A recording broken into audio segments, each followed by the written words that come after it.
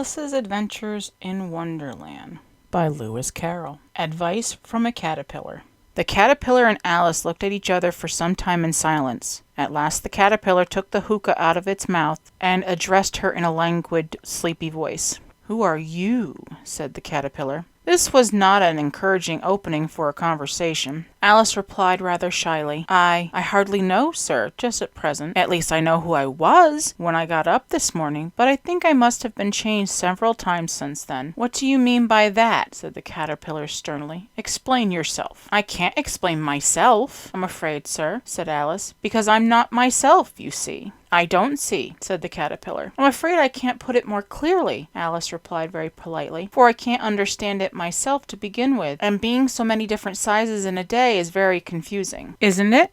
said the caterpillar. "Well, perhaps you haven't found it so yet," said Alice, "but when you have to turn into a chrysalis, you will some day, you know, and then after that into a butterfly, I should think you'll feel it a little queer, wouldn't you?" "Not a bit," said the caterpillar. "Well, perhaps your feelings may be different," said Alice. "All I know is, it would feel very queer to me." "You?" said the caterpillar contemptuously. "Who are you?" Which brought them back again to the beginning of their conversation. Alice felt a little irritated at the caterpillar's making such very short remarks, and she drew herself up and said very gravely, "I think you ought to tell me who you are first." "Why?" said the caterpillar. Here was another puzzling question, and as Alice could not think of any good reason, and as the caterpillar seemed to be in a very unpleasant state of mind, she turned away. "Come back," called the caterpillar after her. "I've something important to say." This sounded promising. Certainly. Alice turned and came back again. "Keep your temper," said the caterpillar. "Is that all?" said Alice, swallowing down her anger as well as she could. "No," said the caterpillar. Alice thought she might as well wait, as she had nothing else to do, and perhaps after all it might tell her something worth hearing. For some minutes it puffed away without speaking, but at last it unfolded its arms, took the hookah out of its mouth again, and said, "So you think you're changed, do you?" "I'm afraid I am, sir," said Alice. "I can't remember things as I used, and I don't keep the same size for 10 minutes together." "Can't remember what things?" said the caterpillar. "Well, I've tried to say, how doth the little busy bee, but it all came out different," Alice replied in a very melancholy voice. "Repeat." "You are old, Father William," said the caterpillar. Alice folded her hands and began. "You are old, Father William," the young man said, "and your hair has become very white, and yet you insistently stand on your head. Do you think at your age it is right?" "In your youth," Father William replied to his son, "I feared it might injure the brain, but now that I'm perfectly sure I have none, why, I do it again and again." "You are old," said the youth, "as I mentioned before, and have grown most uncommonly fat, yet you turned a back somersault in at the door. Pray, what is the reason for that?" "In my youth," said the sage as he shook his grey locks, "I kept all my limbs very supple. By the use of this ointment, 1 shilling in the box. Allow me to sell you a couple." "You are old," said the youth, "and your jaws are too weak for anything tougher than suet. Yet you finished the goose with the bones in the beak. Pray, how did you manage to do it?" "In my youth," said his father, "I took to the law, and argued each case with my wife, and the muscular strength which it gave to my jaw has lasted the rest of my life." "You are old," said the youth. "One would hardly suppose that your eye was as steady as ever, yet you balanced an eel on the end of your nose. What made you so awfully clever?" "I have answered 3 questions, and that is enough," said his father. "Don't give yourself airs. Do you think I can listen all day to such stuff? Be off, or I'll kick you down the stairs." "That is not said right," said the caterpillar. "Not quite right, I'm afraid," said Alice timidly. "Some of the words have got altered." "It is wrong from the beginning to end," said the caterpillar decidedly, and there was silence for some minutes. The caterpillar was the first to speak. "What size do you want to be?" it asked. "Oh, I'm not particular as to size," Alice hastily replied. "Only one doesn't like changing so often, you know." "I don't know," said the caterpillar. Alice said nothing. She had never been so much contradicted in her life before, and she felt that she was losing her temper. "Are you content now?" said the caterpillar. "Well, I should like to be a little larger, sir, if you wouldn't mind," said Alice. 3 inches is such a wretched height to be."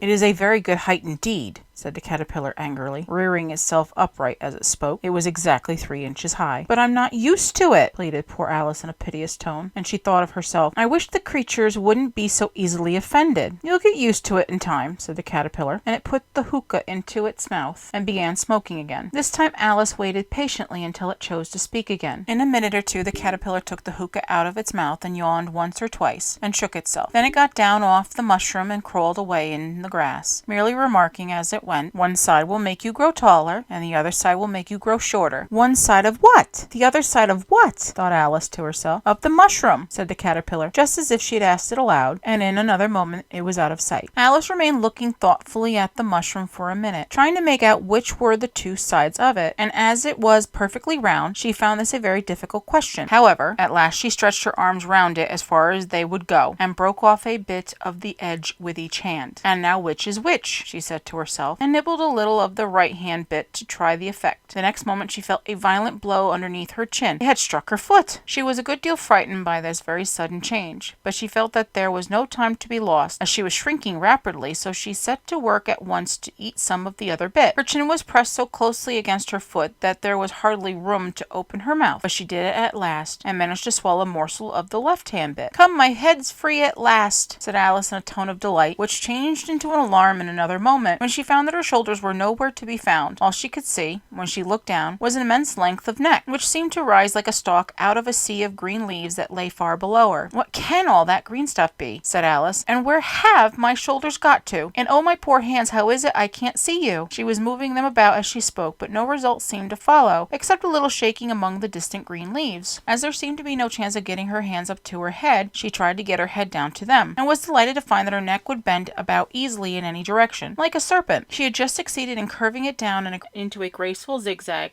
and was going to dive in among the leaves, which she found to be nothing but the tops of the trees under which she had been wandering, when a sharp hiss made her draw back in a hurry. A large pigeon had flown into her face and was beating her violently with its wings. "Serpent!" screamed the pigeon. "I'm not a serpent," said Alice indignantly. "Let me alone!" "Serpent, I say again," repeated the pigeon, but in a more subdued tone, and added with a kind of sob, "I've tried every way, and nothing seems to suit them." "I haven't the least idea what you're talking about," said Alice. "I've tried the roots of trees, and I've tried banks, and I've tried hedges," the pigeon went on, without attending to her. "But those serpents, there's no pleasing them." Alice was more and more puzzled, but she thought there was no use in saying anything more till the pigeon had finished. "As if it wasn't trouble enough hatching the eggs," said the pigeon, "but I must be on the lookout for serpents night and day. Why, I haven't had a wink of sleep these 3 weeks." "I'm very sorry you've been annoyed," said Alice, who was beginning to see its meaning. "And just as I'd taken the highest tree in the wood," continued the pigeon, raising its voice to a shriek, "and just as I was thinking I would be free of them at last, they must needs come wriggling down from the sky. Ugh, serpents! But I'm not a serpent, I tell you," said Alice. I'm a, "Well, what are you?" said the pigeon. "I can see you're trying to invent something." "I'm a little girl," said Alice rather doubtfully, as she remembered the number of changes she had gone through that day. "A likely story indeed," said the pigeon in a tone of the deepest contempt. "I've seen a good many little girls in my time, but never one with such a long neck as that. No, you're a serpent, and there's no use denying it. I suppose you'll be telling me next that you never tasted an egg." "I have tasted eggs, certainly," said Alice, who was a very truthful child, "but little girls eat eggs quite as much as serpents do, you know." "I don't believe it," said the pigeon, "but if they do, why then they're a kind of serpent. That's all I can say." This was such a new idea to Alice that she was quite silent for a minute or two, which gave the pigeon the opportunity of adding, "You're looking for eggs, I know that well enough. And what does it matter to me whether you're a little girl or a serpent?" "It matters a good deal to me," said Alice hastily, "but I'm not looking for eggs, as it happens, and if I was, I shouldn't want yours. I don't like them raw." "Well, be off then," said the pigeon in a sulky tone, as it settled down again into its nest. Alice crouched down among the trees as well as she could, for her neck kept getting entangled among the branches, and every now and then she had to stop and untwist it. After a while she remembered that she still held the pieces of mushroom in her hands, and she set to work very carefully, nibbling first at one and then at the other, and growing sometimes taller and sometimes shorter, until she had succeeded in bringing herself down to her usual height. It was so long since she had been anything near the right size that it felt quite strange at first, but she got used to it in a few minutes, and began talking to herself as usual. "Come, there's half my plan done now. How puzzling all these changes are. I'm never sure what I'm going to be from one minute to another. However, I've got back to my right size. The next thing is to get into that beautiful garden. How is that to be done, I wonder?" As she said this, she came suddenly upon an open place with a little house in it about 4 feet high. "Whoever lives there," thought Alice, "it'll never do to come upon them this size. Why, I should frighten them out of their wits." So she began nibbling at the right-hand bit again, and did not venture to go near the house till she had brought herself down to 9 inches high.